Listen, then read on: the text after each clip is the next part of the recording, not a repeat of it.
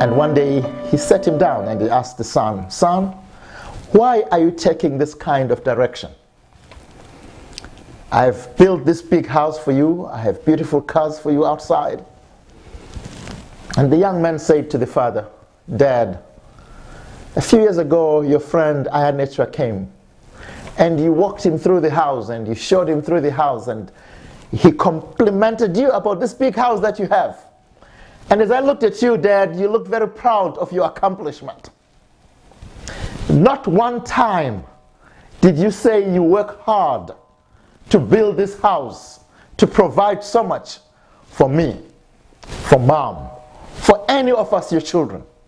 It was obvious that it was all about you. So Dad, please don't tell me about how hard you work to provide for me. I don't feel loved by you.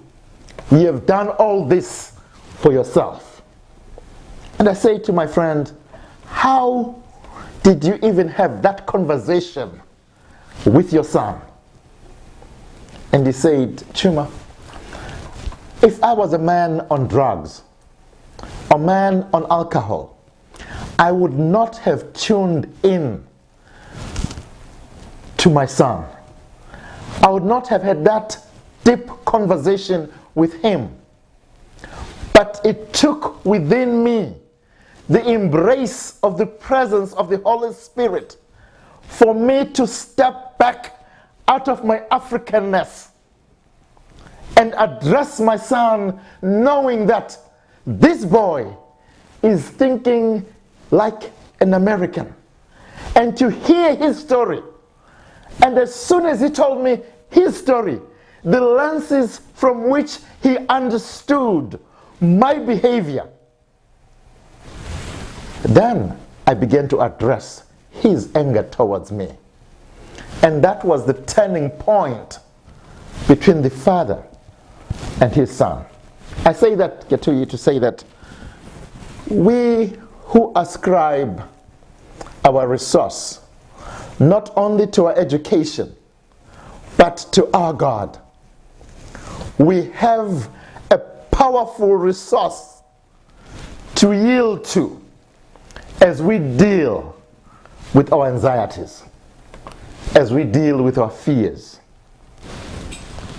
as we deal with our families, and above all, today, as we deal with the side effects of the coronavirus. We can safely yield to God. Secondly, I want to suggest the old theory that was shared to us. Was it Uganda or a Kenyan philosopher, John Mbiti? I'm not sure if he came from Uganda. I know he came from East Africa. But there's one thing that he and Alan Bozak in South Africa agreed to very seriously. Those two gentlemen, John Mbiti and Alan Bozak, they summarized this: that which we focus on is what increases. Bonnie, I don't know about you, but me, I came from a village where my father's house, my grandfather's house, three of my uncles' homes were all around, and in the evenings we would sit around until late and talk maybe at grandfather's house, and late in the evening you would begin to walk towards your own home, my father's house. It was close by, within the compound, within the area. And at night as you walk towards your home, suddenly you would feel someone following you. And as you feel them following you, you begin to walk a little faster. And the faster you begin to walk, the faster they begin to pursue you. And then you begin to run, and you feel their steps catching up on you. And as you get to your home and open that door, you're already in full speed. Because this person who is chasing you is catching up with you. And Mbiti and Bozak, both of them say, that which we focus on is what increases. When we focus on our fears, on our anxieties, on our depression, when we are afraid of conflict and we give it a lot of energy and power over us, those things begin to have dominion over us. And even as there is nobody pursuing, suddenly you are engrossed totally in fear and anxiety, in conflict, because it feeds on itself.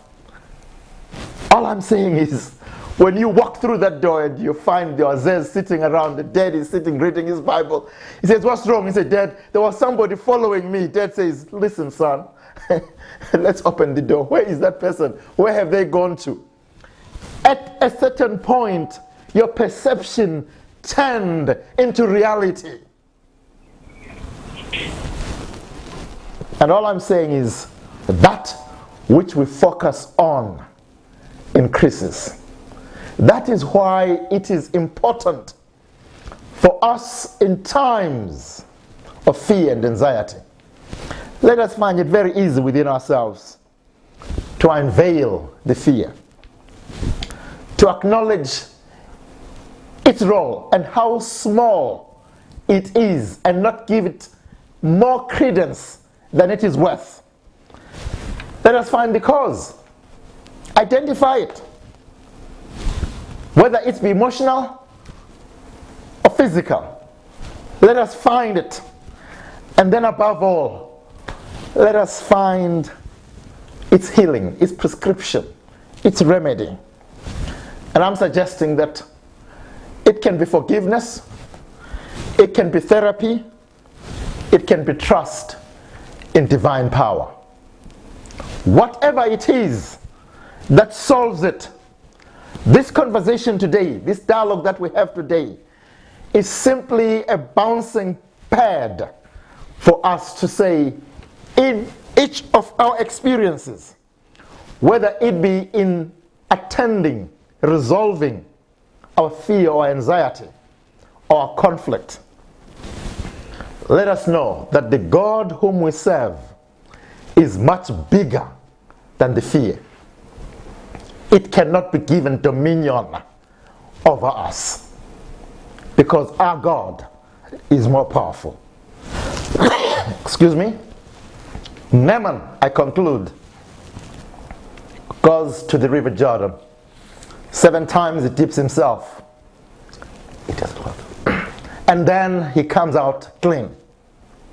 When he is clean, the man is so happy. He has so much silver and gold, he must say thank you.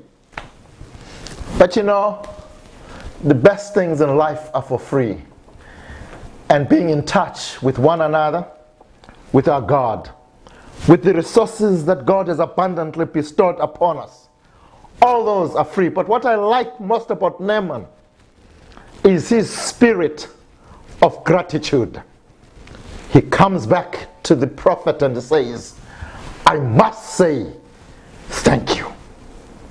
I must thank you for the good things you have done for us."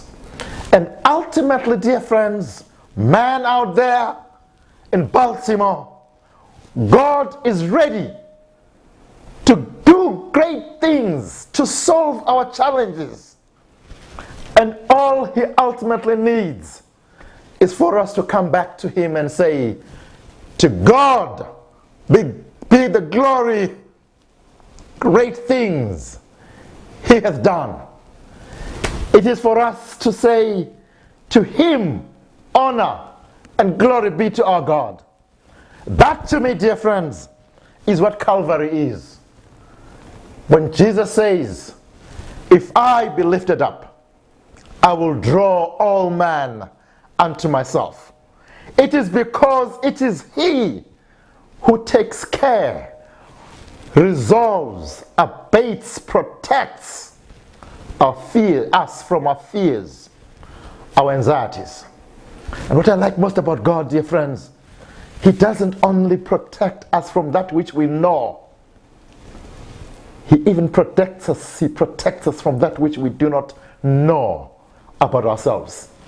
There are times when we may not even realize the leprosy.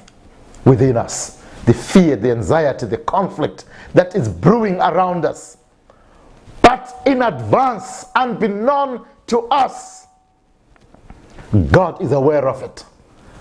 And Paul in 2 Timothy 10 says he has already created an escape. Just like Calvary is an escape from sin. Today, I ask that we discuss mainly how we can identify, we can unveil, we can acknowledge, and above all, how we seek the healing for those things that attempt to intercept our joy, our right to abundant joy. God bless you.